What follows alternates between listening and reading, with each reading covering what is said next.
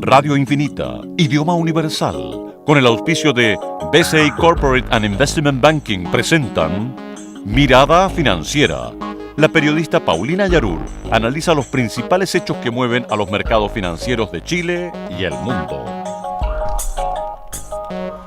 ¿Cómo están? Bienvenidos, 2 de la tarde en punto y comenzamos a dar una nueva mirada financiera. Ya en este viernes 6 de marzo de este 2014 ha vuelto en gloria y majestad mi panelista fugitivo. Estoy hablando de Alejandro Fernández, economista y también gerente de estudios de Géminis Consultores. Ya se te había olvidado. Se me había olvidado tanto. Te dejo unos meses y se te olvida todo. Bueno, es culpa tuya, pues, Alejandro. ¿Cómo estás? Bienvenido. Bien, gracias, Paulina. Echándote de menos. ¿De verdad? Mira. No, pero hay que decirlo igual. Bueno, ¡ay, qué mal hablado! No tienes por qué decir algo que no piensa, Alejandro. Si lo dice, porque algo de verdad tienes. Bueno, muchas gracias por ese comentario.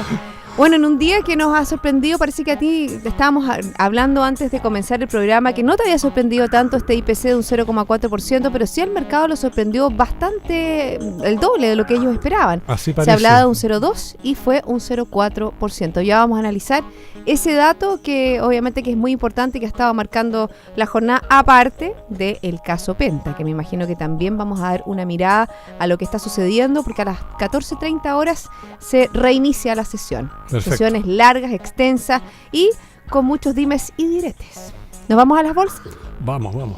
Partimos con Asia. Tenemos el Nikkei de Japón que avanzó en el día de hoy un 1,17%, Hang Seng de Hong Kong abajo un 0,12%, Shanghái también abajo un 0,51%. Recordemos que han sido días importantes en materia de datos o de proyecciones macroeconómicas para el gigante asiático, porque se reunió este congreso, Alejandro, y definió en un 7% el crecimiento para este 2015. Nos vamos a Europa con resultados bastante dispares, porque mientras el FTSE 100 de Londres baja un 0,62%, el CAC 40 de París también desciende un 0,03%, el DAX alemán aumenta un 0,36% y el IBEX 35 a la baja un 0,39%. Nos vamos a Estados Unidos. Fíjate que a pesar de los buenos datos de desempleo, la bolsa está bajando hasta ahora. Así es. Dow Jones 1,04%, Standard & Poor's 0,86%, Nasdaq 0,58%. Y en Santiago también los valores están a la baja, un 0,04% el IPSA y el IXPA también un 0,02%. El que se disparó de una manera bien impresionante fue el precio del dólar. Tenemos que comprador 6,27,5 y vendedor 6,27,8. La verdad que más de 6 pesos que en el día de ayer. El cobre bajó. Está en $2.64, lo decíamos el día de ayer, que tiene que ver, ¿no es cierto?, con esta baja que hace China en su proyección de crecimiento para este 2015. ¿Por dónde partimos, mi querido Alejandro? Partimos por el principio. Por el principio, IPC. IPC de este 0,4% en el mes de febrero se ubicó entonces por sobre las expectativas y la división vivienda y servicios básicos registró alzas en series de sus 9 clases, destacando electricidad y arriendos efectivos. Los que tuvieron una baja, fíjate que durante el mes de febrero fue, estoy mirando aquí, creo que fue transportes. Transportes, sí, por el efecto de los combustibles que todavía están ayudando un poquito. Pero, a ver, aquí en el IPC hay 0,25 de los 0,4, en realidad fue 0,36, que está explicado por electricidad. Entonces, quienes no miraron bien lo que estaba pasando durante el mes estarán sorprendidos, pero con un aporte de esa magnitud en un solo ítem, en realidad no es raro que la inflación haya salido tan alta como resultó. Pero por otro lado también es cierto que hay precios que bajan, desde luego la gasolina es uno de los que más aporta, el transporte aéreo y algunos otros, y lo que sucede también es que la mayoría de los precios sube, ¿eh? O sea, una cosa es que la electricidad haya explicado la mayor parte de la variación, pero también es cierto que cuando uno toma los 6 o 7 productos que con mayores alzas y mayores bajas, queda una parte sin explicar importante, y eso significa que la mayoría de los precios está subiendo. Cuando uno ve las tendencias, se da cuenta de que las presiones inflacionarias en Chile no han desaparecido y que esta aparente mejoría en la inflación que se produjo desde noviembre a la fecha tiene que ver única y exclusivamente con que hubo una baja enorme, violenta en los combustibles. Pero eso ya se dio vuelta, llevamos 4 semanas de alza en los combustibles y todo indica que las próximas 4 semanas van a ser exactamente iguales. Bueno, obviamente también durante el día debe estar también dentro de tus análisis. El mercado hizo un análisis en alza a lo que va a ser la proyección del IPC para o de la inflación para este 2015. Bueno, yo estoy desde hace mucho tiempo con una inflación de entre 3 y 3,5, probablemente hoy día más cerca de 3,5, mientras el mercado pasó por 2 o algo más de 2. 2,8 creo que está ahora, ¿no? Ahora está por ahí, sí, pero hubo un periodo que estuvo muy perdido, que hasta el Banco Central tuvo que llamarle la atención porque está anticipando una inflación realmente imposible por lo baja. Yo creo que aquí, una vez más, lo conversamos varias veces el año pasado, es el tipo de cambio el malo de la película, y es lo que explica el grueso de la inflación, la aceleración que tuvo durante el año pasado, y yo creo que hay una parte de la devaluación que tuvo el peso en los últimos 3 o 4 meses del 2014 que recién se está comenzando a visualizar en los precios. Es como rezagado los efectos, ¿ah? Sí, porque los importadores, digamos, aquellos que no toman seguro de cambio, es decir, que no aseguran un tipo de cambio por 6 meses o por un año, que más que eso no se puede, ajustan los precios una vez que renuevan los inventarios, es decir, cuando llegan nuevos productos. Y eso siempre es 3, 4, 5, 6 meses después de que se produjo el alza del tipo de cambio, que estuvo subiendo persistentemente durante todo el 2013 y todo el 2014.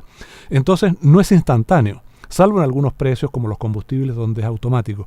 Pero tú ves que, por ejemplo, en febrero subieron los automóviles de nuevo. Es un mercado donde ha habido un colapso en las ventas, 30%, y aún así los precios tienen que subir. Y subieron también los autos usados, que hacía mucho tiempo que no subían. Entonces yo creo que hay una preocupación, o debería haber una preocupación. Yo creo que el Banco Central la tiene hoy día, no la tuvo antes, pero la tiene hoy día. Y eso se notó bastante claramente en la última minuta, en la minuta de la reunión de enero, donde la preocupación por la inflación fue bastante más marcada de lo que había sido previamente. Y eso me lleva a pensar, junto con estos resultados que hemos visto hoy día, que no va a mantener la tasa. Que la tasa no se mueve más. Y eso, sumado a las señales un tanto difíciles de interpretar, pero positivas en lo grueso de los IMACEC de diciembre y enero, yo creo que llevan al Banco Central a una situación de espera, una actitud de ver qué pasa, pero yo diría básicamente sin perspectivas de cambiar la tasa. ¿Cuál es tu visión, eso mismo, del tema del IMACEC? Conocimos el IMACEC de enero, sí, durante estos días, Ayer, sí. 2,7%. 2,7%, sí. Bueno, y la cifra del mes anterior, que fue diciembre de 2014, también fue bastante en el marco más positivo de lo que fue el año 2014, que teníamos, sí, cierto IMACEC, y un año en que terminamos con un 1,8. 1,8, sí. Sí, yo te diría que más que el de enero, el de diciembre fue la gran sorpresa, porque fue muy por arriba de las expectativas.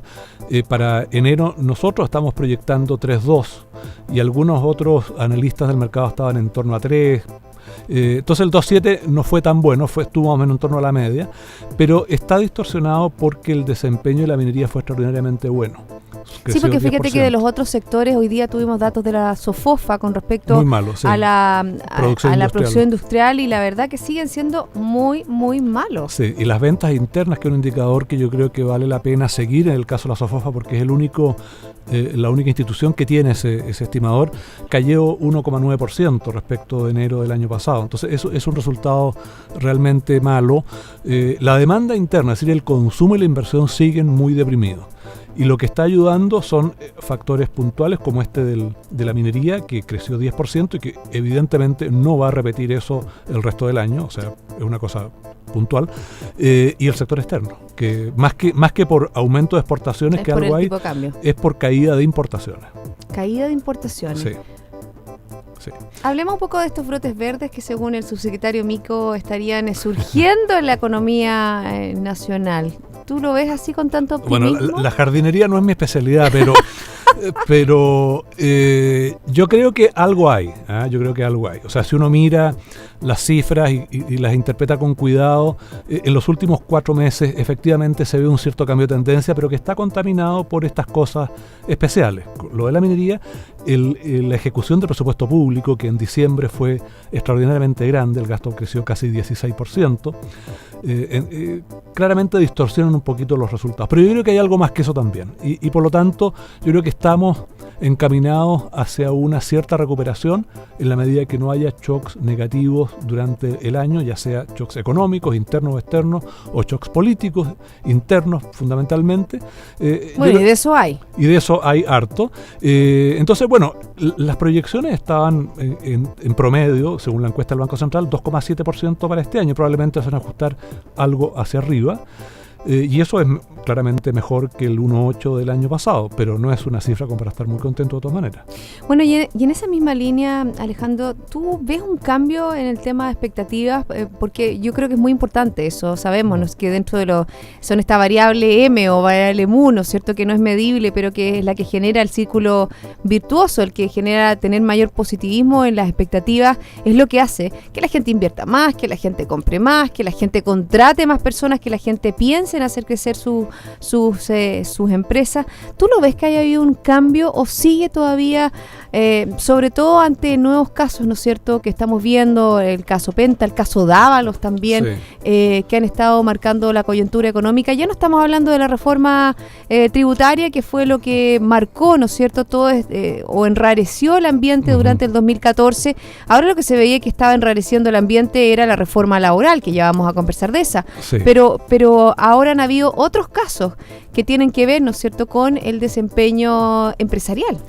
Sí, mira, la verdad es que yo a fines del año pasado pensaba que lo que era necesario desde el punto de vista de las decisiones del gobierno era cambiar las prioridades y que la primera prioridad debiera ser el crecimiento. O sea, es cierto que hay un plan de reformas que está presente, lo más actual es la reforma laboral, pero hay reforma a las pensiones, a la salud, reforma constitucional. O sea, hay todavía una lista de reformas que el gobierno tiene pendiente y que supuestamente va a impulsar durante este año, o más, tal vez en algunos casos más cerca de fin de año, pero que pretende impulsar ahora porque el próximo año ya entramos en clave electoral y por lo tanto es más difícil llevar a cabo reformas. Entonces decía, bueno, está bien, una cosa es hacer las reformas. El año pasado se pagó un costo importante en crecimiento por la forma en que se hicieron las reformas.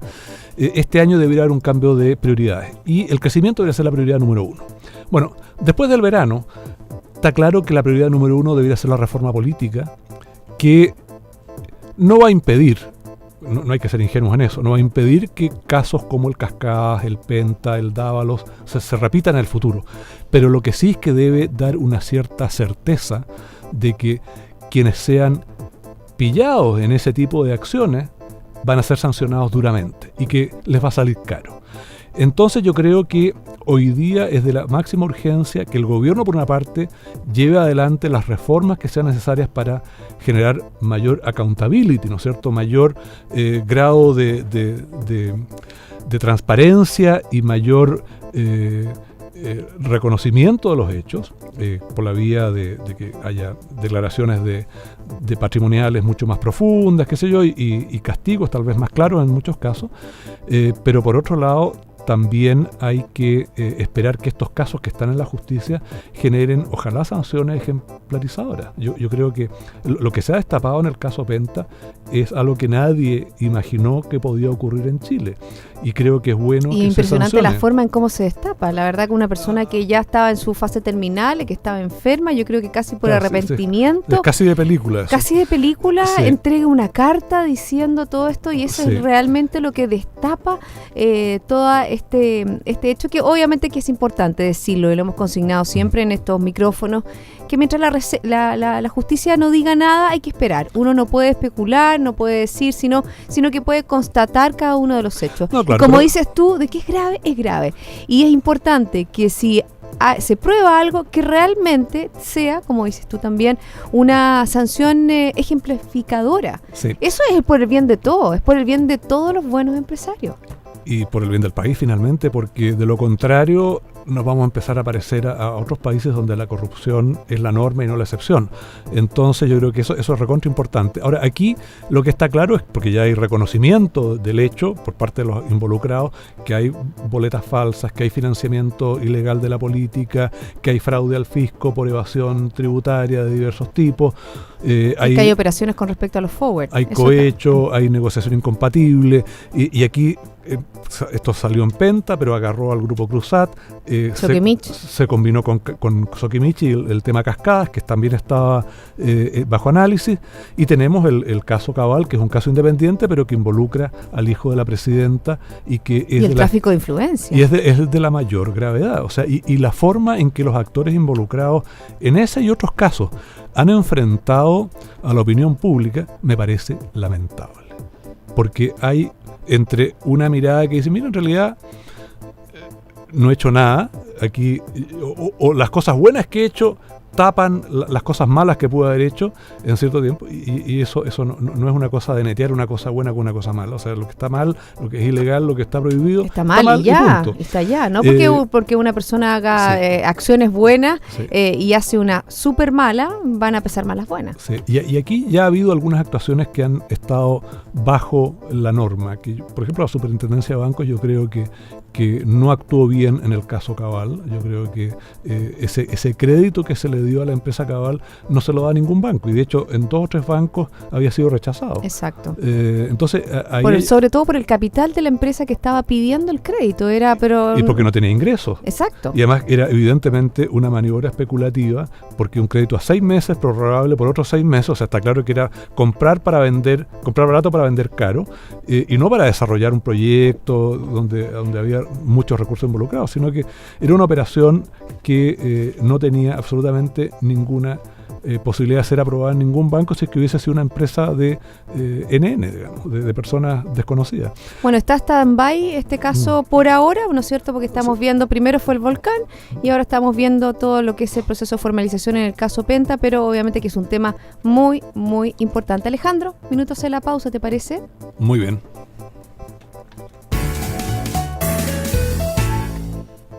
En sus decisiones financieras, BCI Corporate and Investment Banking está junto a usted con un modelo de atención integral único que aporta valor y una ejecución distintiva. Sentémonos a conversar. Quédese con nosotros, ya volvemos con más Mirada Financiera.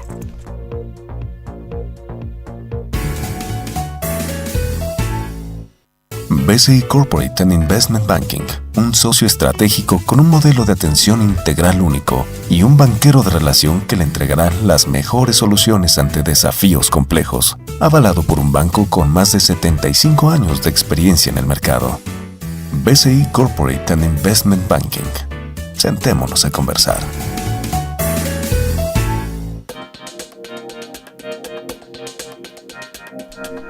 2:18, estamos de vuelta aquí en Mirada Financiera junto a Alejandro Fernández, gerente de estudios de Géminis. Hablemos un poco de otro elemento que lo consignábamos, ¿no es cierto?, como un factor importante en el IPC, que es el tipo de cambio. Sí. Estamos hablando que en el día de hoy subió casi 7 pesos, tuvo un salto muy, muy importante y obviamente que al vislumbrarlo vamos a ligar un poco a lo que está pasando a nivel internacional con los buenos datos de empleo de Estados Unidos, el posible ya que se viene más cerca que tarde, más cercano que, ¿cómo es el dicho? Más temprano que tarde. Sí, es el dicho. Es más temprano que tarde. Obviamente que el fin de ¿no es cierto?, el aumento de tasas en Estados Unidos tiene una injerencia en nuestra divisa. Sí, solo complementar lo que tú mencionabas con el hecho de que prácticamente la mayoría de las monedas, especialmente las latinoamericanas, se devaluaron en magnitudes parecidas al peso chileno, en términos porcentuales me refiero. Desde luego el real brasileño se devaluó casi 2% hoy día, está sobre los 3 reales por dólar. Y ahí hay una situación complicada, la inflación fue 1,2%, nosotros nos quejamos por el 0,4%, pero allá fue 1,2%, en Colombia fue 1,2% también. Hubo movimiento de tasas también en Colombia, dentro de estos días. Efectivamente, y en Brasil también, subió la tasa hace un par de días, y todo esto está relacionado con el mismo problema que hay en Chile, que la inflación se ve alimentada por la devaluación de la moneda, con el ingrediente adicional en países como Brasil, que no hay confianza en el Banco Central ni en la política monetaria. Pero esta devaluación del peso tiene que ver con que el dólar está más firme, desde luego también con que la baja del precio del cobre ayudó algo, pero el precio del dólar está más firme. En algún minuto esta mañana temprano el dólar se estaba transando a 1,08 por euro, ahora está a 1,13, pero la noticia que tú mencionabas, el aumento de empleo, casi 300.000 personas en el mes, fue extraordinariamente positivo. Bajó la tasa de desempleo a 5,5%. En general los datos fueron bastante positivos, pero curiosamente también hubo un dato que le hemos prestado menos atención, pero que probablemente explica por qué las bolsas están cayendo, y se refiere, o la combinación tal vez, ¿a cuál? A que la balanza comercial, si bien mejoró, cayó el déficit, fue con caída de importaciones y con caída de exportaciones. O sea, como que la demanda está un poco floja, y eso podría afectar negativamente los resultados de la economía norteamericana en el primer trimestre. ¿Tendrá que ver eso con la estacionalidad de Estados Unidos? Porque está en invierno, a lo mejor un periodo donde podría ser más flojo. ¿Tendrá que ver también con el tema de la baja en el precio del petróleo? En parte sí, la caída de importaciones efectivamente tiene que ver en parte con eso, pero no completamente, y la caída de exportaciones evidentemente no tiene que ver con eso. Claro, hubo problemas climáticos, había problemas de huelgas en la costa oeste, en los puertos, y eso puede haber distorsionado las cifras, pero es una señal de que los resultados del primer trimestre tal vez estén un poquito peores de lo anticipado. Y por otro lado, el buen resultado de empleo como que acerca la subida de tasas, y por eso también la reacción en las bolsas a la baja. Bueno, con respecto a Estados Unidos también, y que tiene que ver con la economía estadounidense, está algo que es muy importante. ¿Qué pasa con las cuentas fiscales? ¿Qué pasa, no es cierto, con este gallito entre el Congreso estadounidense, ya dominado por los republicanos, contrario al presidente Barack Obama? Porque ha estado callado, pero sí, cuando empieza a surgir nuevamente, cuando ya estamos como a punto, ¿no es cierto?, de que, ¿te acuerdas cuando decía, va a caer en default, pero llegaba el héroe americano y lograba los acuerdos? Pero ese es un tema que todavía no se ha zanjado, se ha chuteado la pelota de un mes hacia otro mes, Alejandro. Sí. Bueno, lo que ha estado más cercano a generar un problema importante en el funcionamiento del gobierno norteamericano es el financiamiento del Ministerio de Seguridad Interna, ¿no es cierto?, del Homeland Security.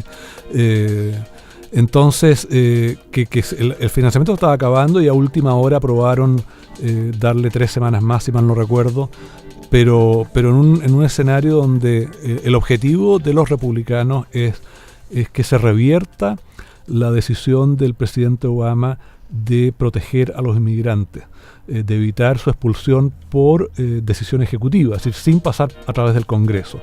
Y lo otro que tienen entre ceja y ceja los republicanos es el Obamacare. El Medicare. La reforma a la salud llevada a cabo por el presidente Obama el año 2010-11, y que se ha estado implementando. Le ha costado muchísimo, no ha podido implementarlo en su totalidad. Sí, a mí me parece que hay una irresponsabilidad y un fundamentalismo ideológico de parte de algunos republicanos que es realmente perjudicial para la economía norteamericana, y que podría eventualmente generar perjuicios al desempeño económico de ese país durante este año. Bueno, ahí también es bien importante cómo han crecido los partidos que son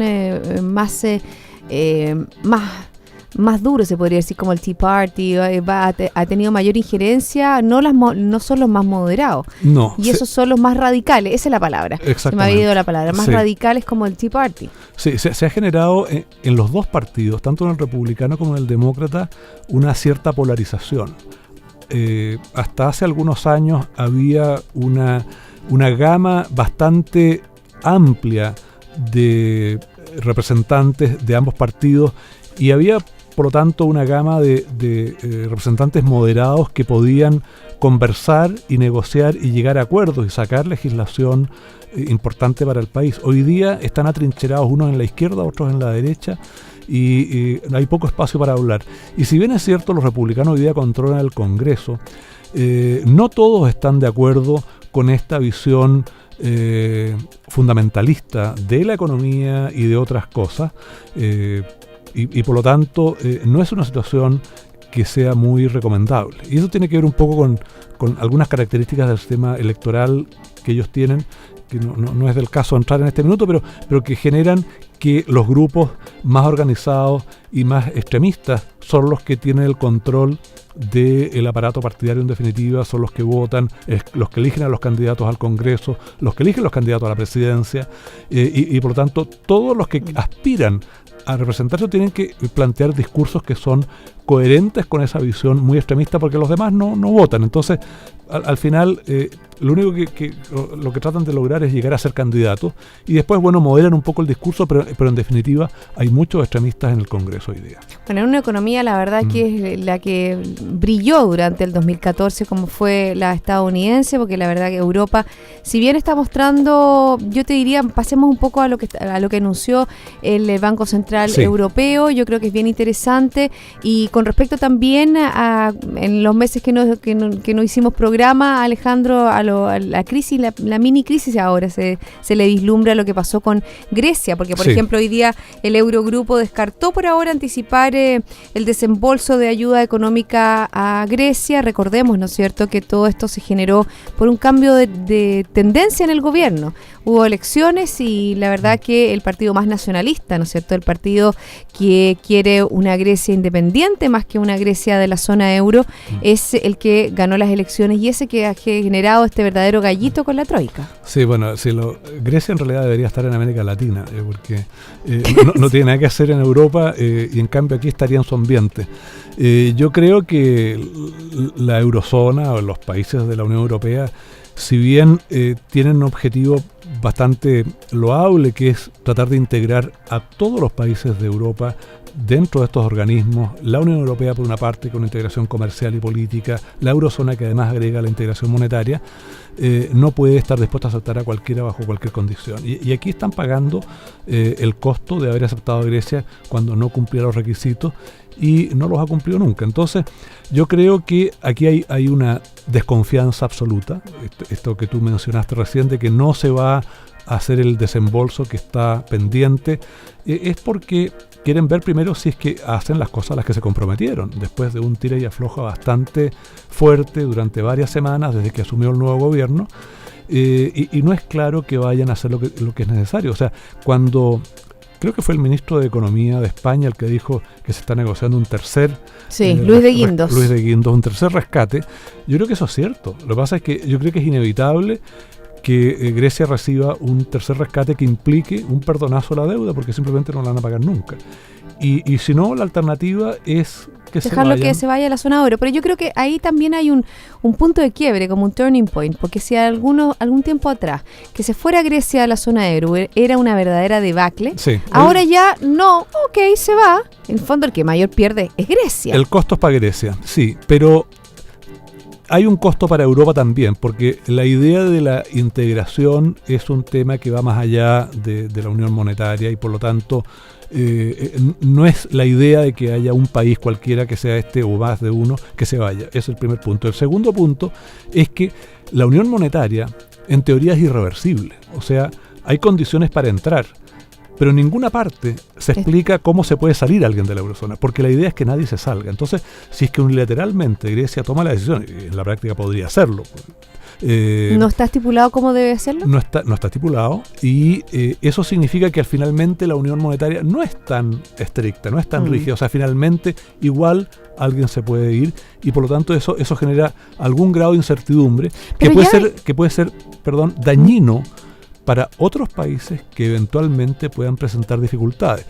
Esperemos que no sea el caso, pero si esto hubiese ocurrido, o sea, este precedente hubiese estado durante la crisis financiera, tal vez la situación de España, de Portugal, de Irlanda hubiese sido mucho más compleja de lo que ha sido, porque ya estaba el precedente que alguien se fue, y por lo tanto que ellos se fueran no sería ninguna cosa del otro mundo, ninguna novedad. ¿Te fijas? Pero por ejemplo, dentro de lo que es este engranaje, lo que es la Unión Europea, la zona euro, hay un país que es Gran Bretaña, que no tiene la moneda común. No es el único. En la Unión Europea hay 28 países y 19 son los que tienen la moneda común. Hay varios que no la tienen. Entonces, desde luego, el Reino Unido es el más importante de todos, pero no es el único. Hay 8 países más que están exactamente en la misma situación.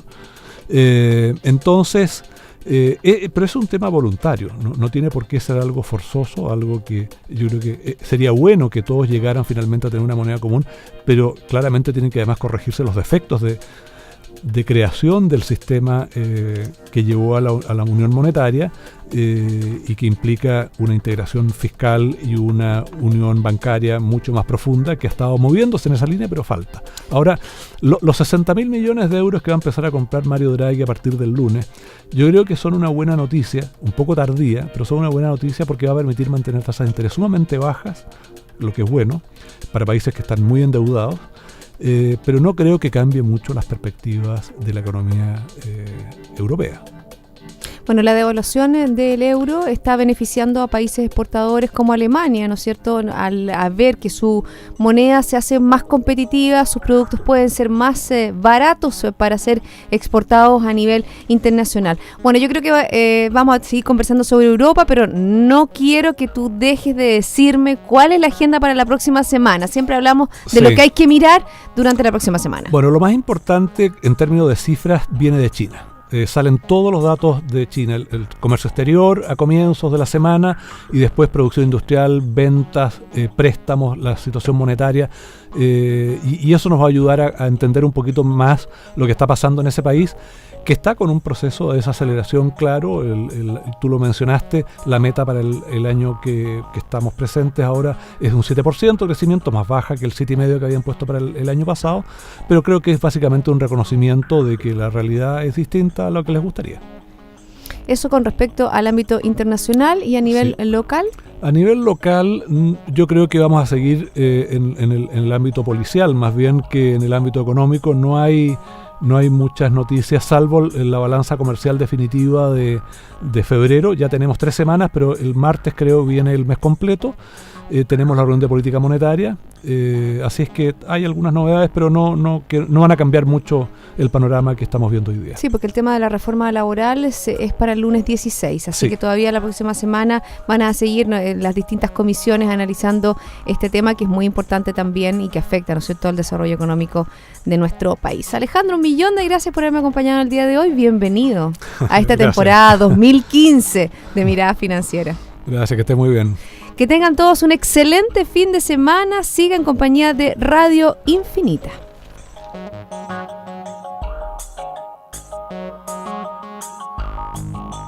Radio Infinita, idioma universal, con el auspicio de BCI Corporate and Investment Banking presentaron Mirada Financiera, el análisis de los principales hechos que mueven a los mercados financieros de Chile y el mundo.